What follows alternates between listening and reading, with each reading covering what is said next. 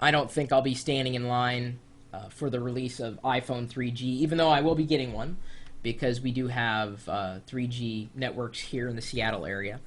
So it would be worth it for me to get it because I do access the internet, email, and the web frequently on my current generation or first generation iPhone here.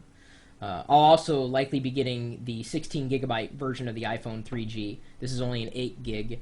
I've never really run out of space, but I like having that space there, and especially knowing that there are going to be tons of apps available in the App Store, many of them free. I'm going to be maxing out my iPhone with applications. I can't wait. That's the thing I'm most excited about with the iPhone 3G, or specifically Apple's new operating system for the iPhone 2.0 or whatever it's being dubbed. I think OS 10 iPhone is the official name.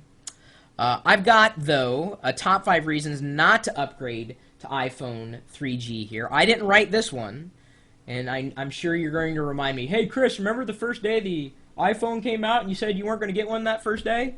Yes, I remember. I'm still eating crow. There's a lot of it left over in the freezer. If you send me your address, I'll mail you some of the crow I'm still eating over that one. This list was submitted by Pat Me, and it's rather lengthy. He's got 5 points. There's a little bit of misinformation in here, so I'm just going to kind of sum up his points, because generally speaking, the 5 reasons he's listed to not get the iPhone 3G are very valid. He said he saw the video, and he wanted to write a list that was geared towards people like me who have an iPhone already, the first generation iPhone. Not necessarily for people who don't have an iPhone yet. It's just for people who have one now, why you would not want to upgrade to iPhone 3G. Number 1, and he says, like you said in your videos, the iPhone 2.0 software will work perfectly fine on first generation iPhones, so why get a new one? The only extra feature you may be getting is a new headphone jack, and it's going to, instead of being recessed like it currently is on the first generation iPhone, it's going to be flush. So a lot of users have really wanted that in terms of the case. A 3G processor, or at least capable of 3G speeds, I'll get to that in a second, and a GPS. A lot of people don't even use the GPS on their phones now, and Apple has given the first generation iPhone a feature using cell towers and Wi-Fi hotspots to help pinpoint your location. The type of GPS that he saw at the keynote didn't look that powerful. Well, it is a GPS, and if you don't need a GPS and you're not in an area that has 3G, you may not want the iPhone 3G. Number 2, if you're one of the people who spent between $400 and $600 on the first iPhones, then why would you waste any more money on a new iPhone? Who knows? Apple could drop the price again or introduce a new iPhone. The iPhone 3G was just a slight upgrade, and you might want to hold out until Apple does a major overhaul on the iPhone. And to that, I would agree. Now, that being said, $200 for something that could possibly be faster and certainly, a newer design isn't that bad, but it's not something that you need to spend your money on. Again, going back to his first point, you will be able to use the new operating system on the current generation iPhone. The only shortcoming would be that the hardware inside and slightly outside is going to be different. Number 3, iPhones have strict contracts in place. That's true. Your only option to upgrade to the iPhone 3G from your current iPhone, if you want to keep your current iPhone, is to get a new number and a new iPhone. So you're just going to have this thing just kind of laying around. The SIM card in the iPhone can only be used in the iPhone. So why would you want to get a second iPhone? It remains to be seen. I don't know if AT&T is going to, or even Apple is going to allow us to change the current iPhone generations, or the current generation iPhone.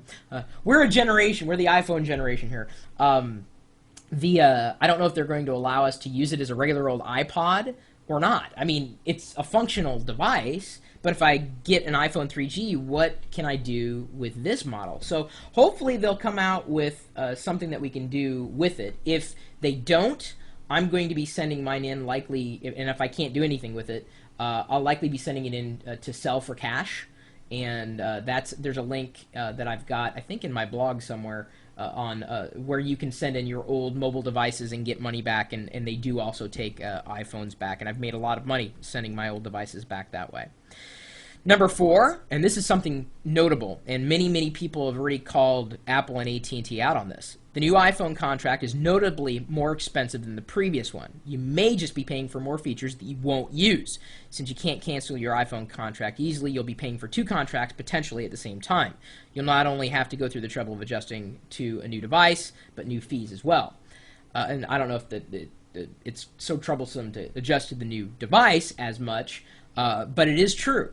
While the new iPhone hardware is cheaper, the service contract will be more expensive, at least $10 a month, if not more. If you're a business user, your data plan will go up by $25. So instead of paying $20 a month now for your data plan, you'll be paying $45 a month as a business user. As just a regular old personal user on the 3G network, it'll be $30 a month, so it's still $10 more expensive.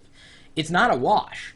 The reason why Apple had to lower the iPhone price is because of that. They knew that the rates would be they're getting you somehow. It's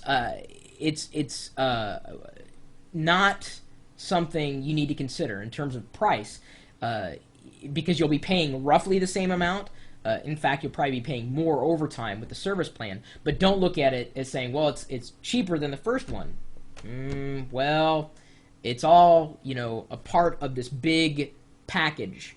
And you can't take the hardware independent of the service. The two are tied together. And that's something you need to understand. It's going to be just as costly as today's iPhone. And you can't even get this now. It's all going to be the iPhone 3G or nothing. And number 5, just because you don't have a 3G iPhone doesn't mean you're browsing the internet in your 3G hotspot. And I think he uses that hotspot term loosely. If you're in an area that has 3G connectivity, you will likely connect through 3G. But he notes AT&T's 3G networks are only in the country's most populated areas. If you live in a suburb or even a moderately sized town and don't travel often, you may never be able to use the 3G capabilities. You're much more likely to run into a high Wi-Fi hotspot than a 3G area. AT&T is still working on expanding their 3G networks, so it may be a while until they're in most places. You need to check online or in an AT&T store to see a map of AT&T's 3G network. That is very true. If there is, in my mind, yes, the speed enhancement is great. But in my mind, the number one reason to get the iPhone 3G, if you already have a current iPhone, is the GPS. And I have GPS hardware. I've got it built into my car. But this is the reason why. I think the geolocation, or what they're calling LBS, or location-based services, and the apps that are going to be released in the App Store are going to take advantage of the GPS. And there's going to be some really cool things that developers will enable you to do in conjunction with that GPS hardware. And to me, that's worth the price. To me. And then potentially having access to 3G networks. But he notes, if you know that your area doesn't have 3G right now, you don't need to get it. It's very true. Absolutely true. So, Pat, I appreciate this list. Sorry I kind of pared it down. You listed out really good reasons why a current iPhone owner would not upgrade to iPhone 3G, at least right away. I don't think Apple's going to be dropping the price anytime soon. I'm surprised they even, started it out at $199. If it goes any lower than that, color me shocked. I remember paying $600 to $700 on Verizon's network for a Pocket PC device when they were still called Pocket PCs, using the Pocket PC OS, or Microsoft's mobile platform, which is now known as Windows Mobile, and didn't get near the amount of use out of it in both phone and in terms of data and text messaging and everything that the iPhone has given me. And so it's difficult for me to compare that price to other devices and say you're getting a lot for your money in terms of a device. The service, you have to keep in mind, though, that's a big part of the pricing strategies. And I'll be sure to put a link to a few of the blogs that I found who have really gone in depth in terms of explaining to you how the price is going to break down for you as an iPhone 3G or potential iPhone 3G owner. So what do you guys think?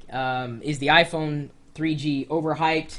Is it a welcome addition to your pocket? Are you going to get one? I've asked these questions before, but I'm just interested. I mean, it's something that I've never been excited about a mobile device as much as I have the iPhone, and that was only after becoming an owner. You might remember, as I said in the beginning, I just didn't want one.